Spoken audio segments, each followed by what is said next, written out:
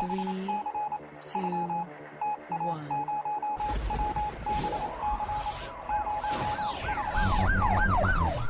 We'd like to welcome you to another edition of Grok Talk, brought to you by New Hampshire's leading conservative blog site, GraniteGrok.com. We are your feared extremist, right-wing, hard-charging, gun-toting, opinionated, outspoken, rabble-rousing, letter-writing, radio microphone-stomping conservatives and rational libertarians. So get ready for more news and opinion you could only get from GraniteGrok.com. Grok Talk. And we are back. I am Skip Murphy. Mike is here with me in studio. This is Grok Talk, a production of GraniteGrok.com, New Hampshire's leading conservative libertarian blog site, as well as CNHT, the Coalition of New Hampshire Taxpayers. And we are thankful to them for lending us their area here for us to have all of our equipment and our guests and our stuff. And once again, we are here to talk about the news of the day and what else is going on. Excuse me.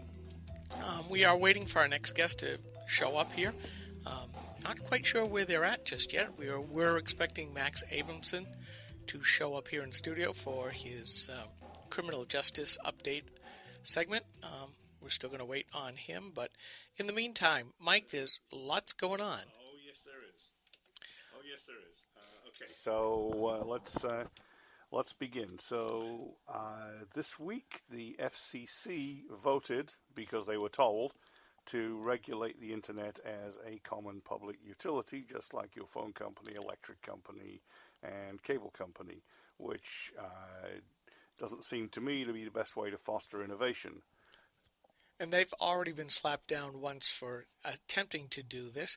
What Mike's talking about is trying to put the dynamic internet as it has grown up at this point back into the 1930s, when the first federal regulations were put into place to highly regulate the phone system, as it was morphing into much more of a monopoly than what it was at the time, with basically, you can't do anything unless we tell you that you can, and here's, oh, by the way, how much you're going to charge for that particular service. And how much you're allowed to make as profit, which is how electricity companies and phone companies are regulated. Yeah, so all of a sudden, within an inch of their life. Right, so what's happened is the FCC, by a vote of 3-2, Democrats versus Republicans along party lines, have just decided that we are basically going to make the internet a government monopoly, or at least a highly regulated government environment, and this has all been done under net neutrality. And right. I got to read that little thing that blurb. Yeah. So there's two things wrong. I mean, some people say that the phone companies are in some ways ripping them off. I had an excellent counterpoint sent to me by one of my colleagues about the things that internet providers are doing wrong. But that is nothing that can't be fixed by competition, in my opinion, and that'll be a lively debate later. The point is that these net neutrality provisions, as they are so called, have been sponsored from the beginning by a guy called Robert McChesney, who is a communist. Yes, in fact, I have something here. He's actually operating under the Free Press Foundation. Which is not about freeing the press either. No, and here's a quote from something that he has said, which gives you his outlook as to why he's been trying to get government to basically take over the internet. In the end, there is no real answer but to remove, brick by brick, the capitalist system itself, rebuilding the entire society on socialist principles. So while they rail about the capitalists and the big mega corporations controlling the internet, we're just swapping all of those big corporations to an even larger government. And once government gets in line and starts to take over, then everything becomes political. As one person said a long time ago, you're only trading one master for another, and the government listens to the loudest special interest. But we'll continue this a little later on in the show. Because we got plenty of time later, and this is fascinating. And part of it, I will read out the submission from Scott McGrath, which I'll have to post later. So anyway, Max is here, and let's talk about criminal justice updates. Yes, New Hampshire State Representative Max, what happened to your eye? I was sick. It's a pretty graphic story. I've been getting asked this for the last 3 weeks. Wow. Guys, I don't know whether you can see this on camera. Both eyes. I was throwing up so badly. After you run out of stuff to throw up, your body just keeps trying to heave, and you dry heave until the blood pressure gets so bad that eventually you burst a vessel. Ooh. Wow. Yeah, so Wow. Folks, you can't see this, but his right eye, the right side of his right eye is all red. Also. And the left, oh yeah, the left one pretty too underneath. Well, I'm glad to see that you were, if you want to keep your eyes closed, if that's better, that's fine by us. He's blinking like who could I talk about? But anyways, Sammy Davis Jr. Yeah. I'm not sure how healthy that energy drink is here, but but anyways, Max, I'm but glad. that's as may be. Max went to the time and trouble of coming here in spite of having suffered lately, and we're very glad he is. Yeah. If I might say something about net neutrality, though, I've certainly been a long-time supporter of net neutrality, but I think that's something that can be worked out in the marketplace. I think that the best protection that consumers have isn't government regulation. It's lots of choices and being fully informed. As long as government just protects us from, as long as the courts are there to protect us from force and fraud, I think that's much better than exactly regulating everything to prosecute fraud, prosecute coercion. Do not prosecute competition, and that's the difference. And the communists want to prosecute competition, of course, and anybody who somehow wins through competition. And I think, in terms of competition, what you need is to get the towns out of the business of regulating their local utilities. I'll stop. Yeah. So what's up on your docket there, Mr. Max? So we actually had, over the last month, we've had a tremendous amount of good stuff coming up. The most notable and the best attended was, of course, constitutional carry. And that went in front of... That was SB 116 in the Senate? And it came up again. I forget the bill number, HB maybe 582. That sounds right. Was, yes, it is. That came up on Thursday in front of the House Criminal Justice Committee. I testified on it very briefly. And, of course, the points that I made were the same points that are generally made each year, which is the shall-issue states like Vermont and Montana and formerly New Hampshire have the lowest crime rates, that the may-issue states, as New Hampshire is being slowly turned into by the courts, are higher crime or moderate crime states, and the gun control cities in the states, of course, have the worst crime. Washington, D.C., Chicago, New York, and states like Maryland, Illinois. They're stricter gun control states, and consequently only criminals can get firearms. And their murder rates, rape rates, property crime rates are much higher. At the same date, they had another hearing on HB 472. I'm sorry, HB... I've lost it. That's okay. HB 650, which is requiring background checks for commercial firearm sales, which is Representative Cushing's bill. Representative Cushing is one of the most liked, respected individuals in the State House, but he's also a supporter of a number of gun control bills, and every year he comes back with a gun control bill. And this year it was the background check bill, which was, one, unnecessary, and two, the bigger concern, of course, was that the bill was poorly written. Now, you can say it's the sponsor, or you can blame legislative services, but there were so many problems with the bill that I think that when they exec it, I believe it's due for being exec next Tuesday, that it's unlikely that it will pass. Well, it's always good when poor bills die. I mean, the first thing is, why do we need any more damn laws? And the second thing is, why do they have to be so long, voluminous, and full of things that can be used against us later? Well, in the same vein, I testified against a state sales tax in front of Ways and Means. And the argument that I used, and I got a lot of head nods, and I think we've killed this one again this year, a state sales tax I think would be a lot worse even than a state income tax. Now, those of us who are against a state income tax or a state sales tax, there's the debate going on, which would be worse. I think the sales tax would be economically worse, and I think the administrative problems would be worse. The argument, though, that really struck home, I think, with the committee was, you start with a 2.25% sales tax, and eventually it's going to grow out of control and develop its own life.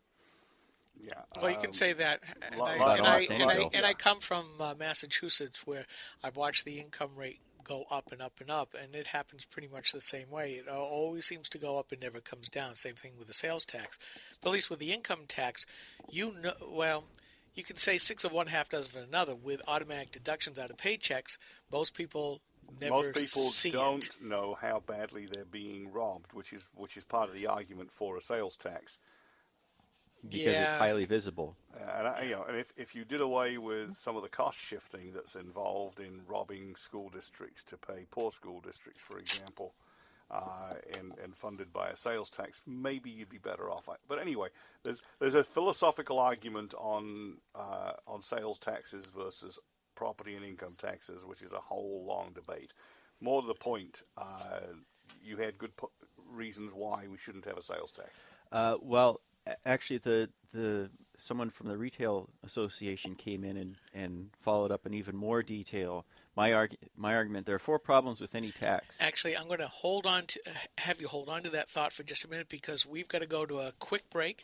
So if you could, folks, we'll be right back. We are GraniteGrok.com, pushing out this podcast called Grok Talk. And folks, we will return in just a moment. This is the Coalition of New Hampshire Taxpayers. We're located at 8 North Main in Concord, New Hampshire. This is the repository for all things conservative and municipal. So if you have a problem in your town, your school, your budget committee, the right to know law, and now, at the top of our list is voter fraud. You have a tip for us, some information for us, you want to join or help us out, cnht.org.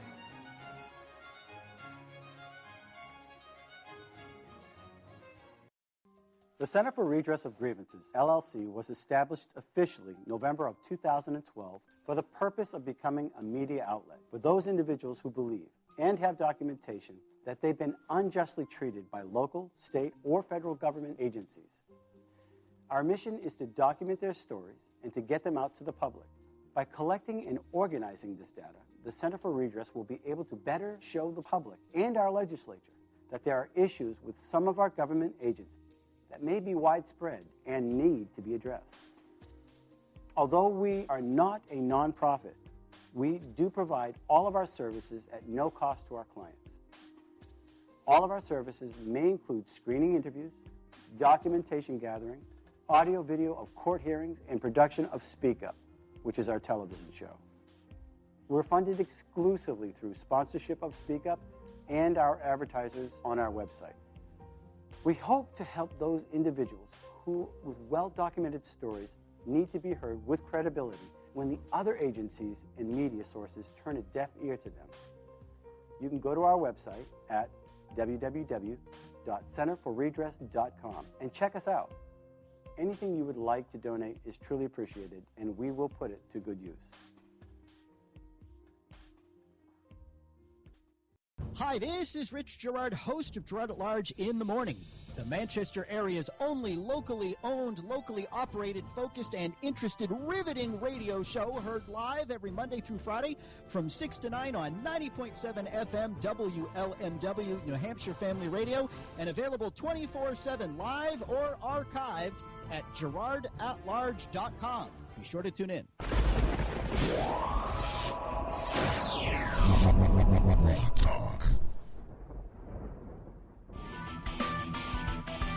And we are back. I am Skip Murphy with Grok Talk, a production of GraniteGrok.com, New Hampshire's leading conservative blogative, I'll go with it, website. Unfortunately, I've had to switch away from the Mountain Dew, and this morning it's showing. But we'll go on with the show. By the way, I just got an email. Steve from CPAC down in Maryland, just outside of D.C., Mike, he likes your scarf. Okay, well, it's an educational choice scarf from a couple of years ago, actually, National School Choice Week. Yes, and I am a big believer in the money should follow the child and not just go to the school and the zip code. But that's for another segment. Max, just before the break, you were starting to talk about the 4 reasons why. And if you could do that, I'd appreciate it. There are four problems with any tax: sales tax, income tax, gas tax, you name it. The first problem is the lost economic activity. And the lost economic activity is we have structural deficits in New Hampshire. Of course, they exist anywhere, no matter what type of tax you have. Anytime you tax something, people start to notice that that particular item or activity is taxed in your state. So they tend to start migrating to another state. They gradually change their behavior, and they look for less expensive ways to do things. So they avoid the tax. Second is the administrative costs. The administrative costs with a state sales tax would actually be terrible. I come from Washington, and we have a 9% state sales tax. That's Washington State. Washington. Instead of Washington, D.C. We just call it Washington. Okay. Back there, Pacific Northwest. Mm-hmm. So that's another problem. Another problem is the lobbyists. In Olympia, Washington, we have a steady stream of lobbyists coming in all the time, as do every state with a state sales tax, or a state income tax, or business taxes, or any other type of tax. Anywhere there's money, you've got lobbyists trying to get it for their people. And they're trying to get special tax deductions and exemptions. The same thing in Washington, D.C. There's a going rate. I think it's $15 in special tax breaks and exemptions per dollar contributed. So if you want $150 million in tax breaks, you just have to give $10 million out to politicians in Congress in campaign contributions, and you get it. Oh, yes, Boeing. Boeing's one of the worst. GE is one of the worst. Oh, yeah, I believe that, absolutely. So we have all these problems, any type of tax you create. So when the governor was talking about all of the nice programs, the commuter rail project and subsidies and $40 million in pay raises for state employees, I'm not just thinking of the $40 million out of people's pocket for this, or $30 million for that, or $300 million for the commuter rail project. It's all of these other problems that result. It's a lost economic activity and lost jobs. Oh, but you're such a skinflint there, Max. Don't you know that taxes are the price for civilization for an ordered society? No.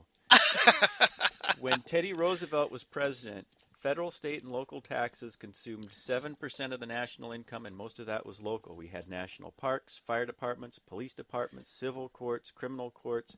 We had Yellowstone National Park. We had the Great White Fleet that he built. We had an army, a navy. We had everything you could want from government and more. And we had no federal income tax. We had very, very low state-level taxes. People griped about their local property tax levy and whatnot, but overall your tax burden was negligible compared to what it is today, and there was no national debt either. Right, and now it's closer to 50% for a lot of people. Oh, and in California and New York and Illinois, where the income taxes are the highest, it can go over 60%. And, I've had remember that golfer who threatened to move out of California because he was paying 60% of his income, and the trouble he got from the left? That's correct. Well, the problem is federal, state, and local, when you count excise taxes, hidden taxes, import taxes, utility taxes, the whole myriad, transportation, travel, gas taxes, it takes anywhere between 1/3 and 2/3 of your earnings. Now, and it has nothing to do with your income. It has nothing to do with, whether you can afford it or not, or your condition or your occupation. It's almost completely random and arbitrary. It has nothing to do with who can afford to pay it. It's just right on that very first dollar, they start taking about 1/3 of your earnings. And, it sounds like we're complaining about taxes, and why not? Everybody else does. But for us, there is a point. We understand that, yes, one has to pay taxes for a limited government, which is why this country was founded, a limited government. And I think to provide basic services, none of us would disagree that, yes, every good citizen should pay their fair share. The problem comes into what is that fair share, and when is enough too much? I watch O'Reilly ask that question to people on the left, and they never give an answer. I had a couple of folks have had some long comments on the Grok about this. Recently, it was a tag team effort against Bob, who I kept on asking, when is enough enough? And he'd go off on tangent. He sounded like Timothy Horrigan almost. Oh, we'll talk about Timothy in just a few minutes. I absolutely believe. But never would I ever get an answer. When is enough enough? They always go over here, over there, somewhere else, bring in this stat, that stat, and they won't answer the question. Never. I have always said, I've always maintained, and I've always believed that for Congress, there should be a Constitution candidate, not Constitution party, but a constitutional candidate. So if you get fed up with the two parties, there's always someone there on the ballot, and if they get elected, all they do is go in as a delegate or member of Congress and always vote no on anything that is unconstitutional. It should be automatic, and if the voters vote for that Constitution candidate, he just keeps voting no on everything. Oh, we've had Patriot a few. Act, NDAA. Well, and that's I think a reason to have a party that's exactly that as well. The question is, would it keep to its roots? Because the Republican Party says it's for small government and the founding principles of the republic, but it never lives up to it. That's correct. One of the things that, Dr. No was one such person. Dr. Coburn, who was a senator, he got the nickname of Dr. No. Ron Paul was also a Dr. No, where he would vote against most kinds of things because he felt it, and both of them felt it was not the right thing for government to do, especially at the federal level. And that's where you're seeing the angst on the conservative side right now and the libertarian side and Rand Paul is getting so much publicity and especially excitement from the young, where I don't want government listening to your private phone calls. I mean, it really gets to that point where it's freedom versus safety and security. That's that constant battle that we're in. And right now, freedom's not been doing all that well. No, and Ben Franklin laid it out right at the beginning, and he's been proven to be absolutely perspicacious, as Bill Riley would say. So there have been a couple of other criminal justice bills that have gone through. Go for it. Senate Judiciary, House Judiciary, and House Criminal Justice and Public Safety. One that keeps getting brought up is mortar shells. They want to prohibit the sale of mortar shells, of aerial fireworks in New Hampshire. And now the reason that I signed on against this bill is towns already have the ability to limit or prohibit the use of almost any type of firework within their town. But that's the use. They're talking about the sale. So what this bill would have done, HB 490, which I was asked by a constituent to go testify against or to go take a stand against, was that it doesn't deal with the use. It only deals with the sale of fireworks in New Hampshire. So people can still go to Maine or some other state or buy them online. More and more fireworks are ordered online. So why would they buy something in New Hampshire if it's illegal to buy it here?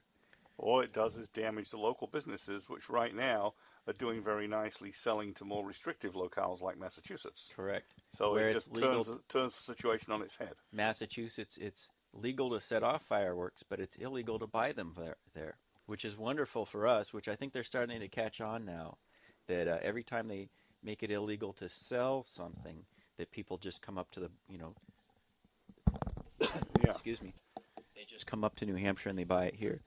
I keep wondering about it's the nanny statism, because a lot of them will say, well, we want to keep you safe, or as Ralph Nader says, we have to save people from themselves.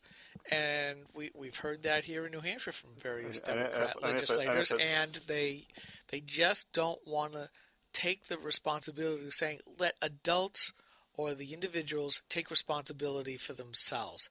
And my feeling is, if you get hurt doing something like fireworks or skydiving or anything like that, if you get injured, there's your consequence. Here's your sign. And you'd better have the insurance for it, because that's, again, that's personal responsibility. Right. And, and I think that if somebody else is injured while you are doing this, then obviously you are going to suffer a big consequence in court. And I don't see why the government has to step in and say, because of the actions of a few, we're going to punish everybody. And I keep thinking that every single time that I open up one of my gas cans to fill up my snowblower, how hard those freaking nozzles are to pour the gas out of the gas things. And I'm going, just because a few yahoos got burnt throwing gas on fires, I have to put up with this crap and spill more gas on the ground than I ever would have before. I just hate it. The dog in the lap bill. I had a constituent ask me about people driving with a dog in their lap. Guess what? We got to go to another break. Let's come back with that, because I don't think we have a 10 o'clock guest at this point. So We've got a full half hour coming up, folks. I'm Skip. He's Mike. We've got Max in the house. and we're just going to have a good old time here talking about stuff of the day and the idiocy of those who want government to be your mom. All we right. will be right Let me back. switch.